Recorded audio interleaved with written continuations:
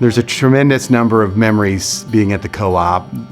The biggest ones are going to have people in them, and just the little events that we do, whether it's the Christmas parties, the employee gatherings, just the former employees. We've shared our trials and tribulations. I've enjoyed the elevator board. I think I learned more on the elevator board than I did in high school.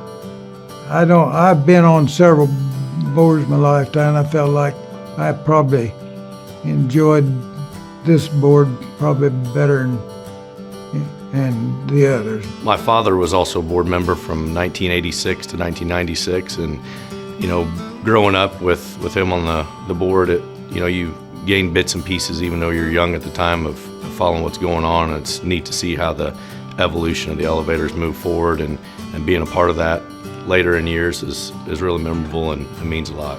The enjoyment I have gotten serving from the board is that I can see it's benefiting our community, not only serving those customers, but also the benefits that the co-op provides to the community, whether it's supporting FFA and 4-H or other things through the use of the facilities for different things that they're able to use our facilities.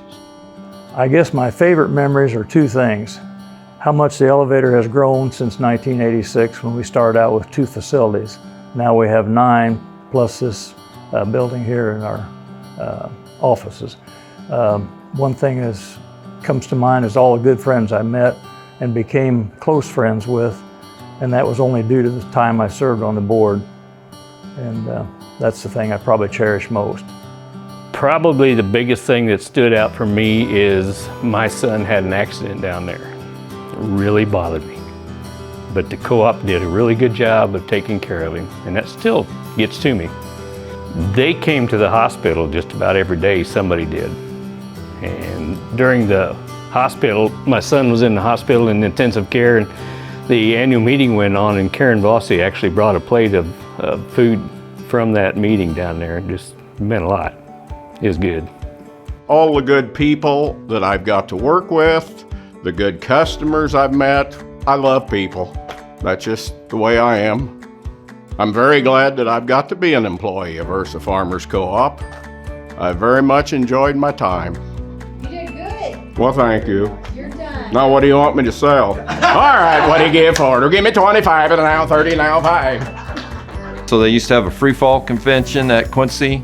A friend of mine convinced me to go down with him just to watch while him and his sister went to jump out, and his sister backed out.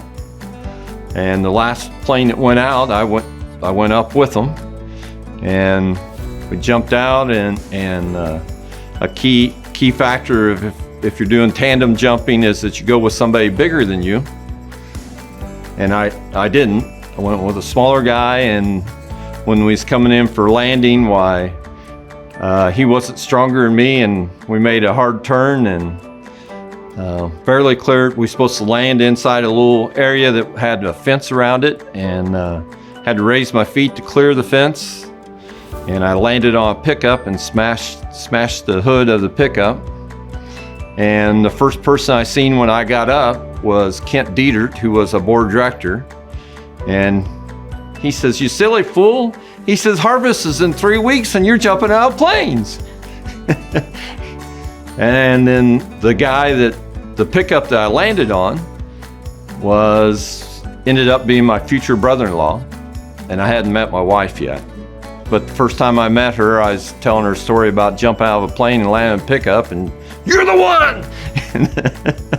I have to tell you another one about the St. Louis Bank of Co-ops.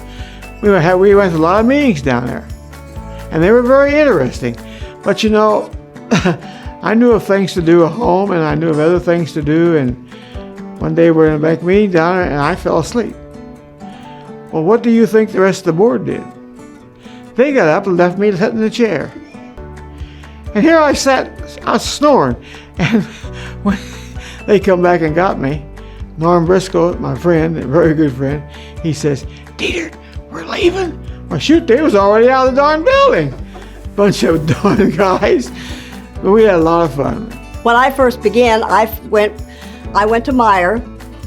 After I went to Ursa for a while, then they transported me to Meyer because it got harvest, so they needed help down there. And I done all the scale tickets with a pencil and paper. That was the way I started out. And then it graduated into a bookkeeping machine. And then from the bookkeeping machine, we went back up to Ursa, and we had what they call a Baby 32. That was a computer, the old type of computer. And it just went on from then and got more and more involved, of course.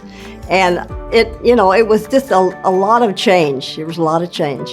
One night, Larry came home from board meeting, 1 o'clock in the morning. I'm sound asleep. He wakes me up and he says, "I need to tell you something." And he said, "Tonight the board did something that is probably the best thing that maybe has ever happened to this co-op. We hired Jerry Jenkins as the general manager." So it was Jerry and I and Karen was down at a big meeting, and we had 5 or 6 executives sitting around from Bungie, and we were going back and forth and how this might work and this might work. And Bailey Reagan's the guy's name. I remember that like it was yesterday. And he was telling Jerry how he wanted to do that. And Jerry leans back a little bit, and classic Jerry, I have to bleep this, but he says, "Bailey, we can't do it that way." And I just, Karen, I looked at Karen's face and she's just like, "Oh my God." So that was probably the funniest memory I ever had, because that was just classic Jerry. So that was a lot of fun. You probably can't use that, but that's my fun. Okay. Truly, the definition of a co-op is it's of the people and for the people. It sounds a little different than what the government is, but it's actually for the people and for the members. And the members showed up. In '93, the members come from the hill ground and the upland ground to come down to help their brethren that was in the bottoms. And then in 2008, we had folks that are filling sandbags and doing those kind of things. So, spring of 19, we were fighting the flood. And I remember working shoulder to shoulder, side by side with employees of Ursa Farmers Co-op, friends, neighbors, community members, and the local farmers. I remember riding on a boat full of sandbags inside the Bear Creek levees and delivering them to people who were putting them in place. We worked side by side. We got in the trenches.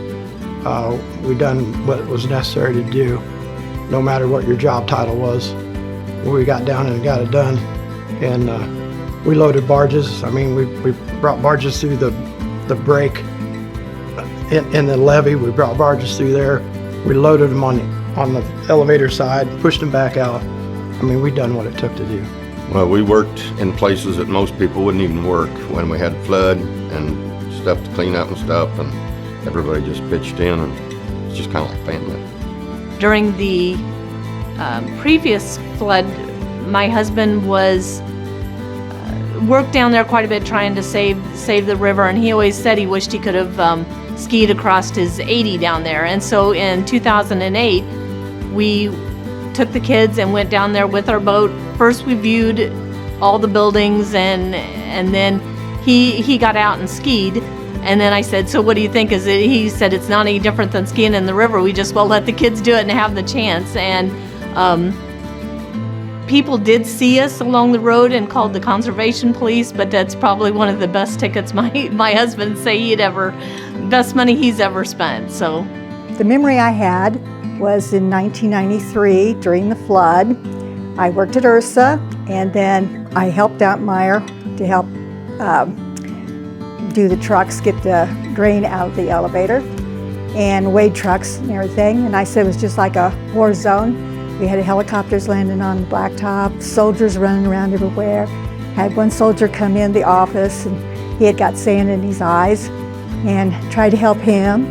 And then we had one of the levee commissioners. He had something dropped on his foot, and he come in, and I said at that time you don't think about gloves or anything. And here I was helping him, and he had blood everywhere. But just helping people, and anybody needed anything to eat or drink, while we had food. And of course the Salvation Army was there giving out food and everything to everybody. My brother Dwayne, he may have built a sandbagging machine. And all it was, I had an old running gear. And he got some sheets of steel and made 2 hoppers, 2 outlets. And we thought the idea was to make sandbags a little faster. And the good thing about it was the prisoners would get on one side of the wagon, and National Guard guys would get on the other side, and then in an hour's time, they'd count, keep track of how many bags each group made. One time the prisoners would beat the National Guard guys. Next group come in, sometimes the National Guard guys would beat the prisoners, but we got a lot of bags made that way, and it kind of made the day go faster. Cindy McCutcheon and I and her husband Dale was on the board at the same time with Larry. We went over and the guys sandbagged, and we gals went in the office and helped weigh trucks. So, you know, it's just one big happy family. And it, the last, 10 years probably has just grown and grown and grown. And it's wonderful. It's wonderful. Back in 1985, the two boards, Hancock Grain Board and Ursa Farmers Board, got together and they decided to, Hancock Grain leased the elevators to Ursa Farmers. And it was a time period that Hancock Grain wanted to see, and so did Ursa Farmers Boards, that the company of Ursa Farmers could management, meet the needs of the members of each company and manage the company as it went forward. And it went well. I think in 1990, the purchase was made where Hancock Grain then sold that company to Ursa Farmers Co-op. I mention that because as I look at the history that I was involved with Ursa Farmers, I see that as a jumping point or starting point for Ursa Farmers in their growth opportunities. It doubled the size of Ursa at that time, but more importantly, it gave Ursa, the board of directors, the employees, the membership, an opportunity to see and realize that the then Ursa Farmers could in fact manage a company like that and can start growing. To me, that was a key date because that is really where the real growth began within the company. We wanted to try to remain independent, but grow and build and try to make our own name for ourselves and play with the big boys. And I think that we've done a really good job at doing that over the last 20 years. We saw the co-op grow from being, I guess you'd say, the smaller, more local co-op, and we've seen some incredible growth and opportunity and expansion in the last 10, 15 years. And I'd like to think that I was around in the beginning of when that transition kind of started to take Ursa Farmers Co-op into the next generation. I guess the most memorable moment would be when the land was secured for the Canton elevator site. And I think at that time he knew that progress was going to be made and things were going forward, and all the planning and the time that had been put in over the past multiple years is now coming to head, and you're going to see progress, and there's an end goal in sight. I've watched the company grow from 50 employees up to 95. I've watched it go from 6 locations to 10. And expanding our different departments as well. There's been years where we were looking into ethanol plants. There's years when we were building facilities. There's been floods, there's been droughts, there's been bumper crop years. So it just, every year is a little bit different, and you never get tired of it because it's always different. I went from a little concrete house, 600,000 bushel, when I was a manager. We tore down 160,000, but now we're at 2.5 million. We built a lot of steel bins. So I went from a real little elevator to a pretty nice elevator.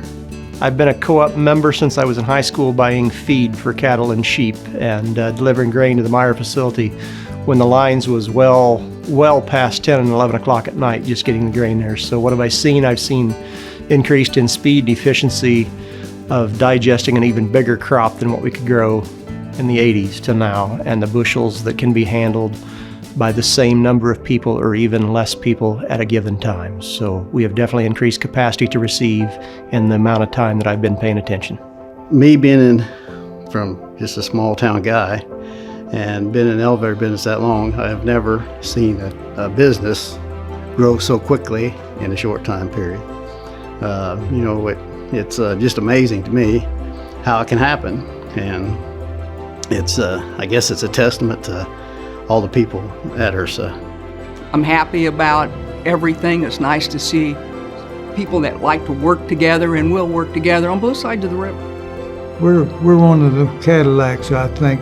I mean, we ought to be very proud of Ursa Farmers.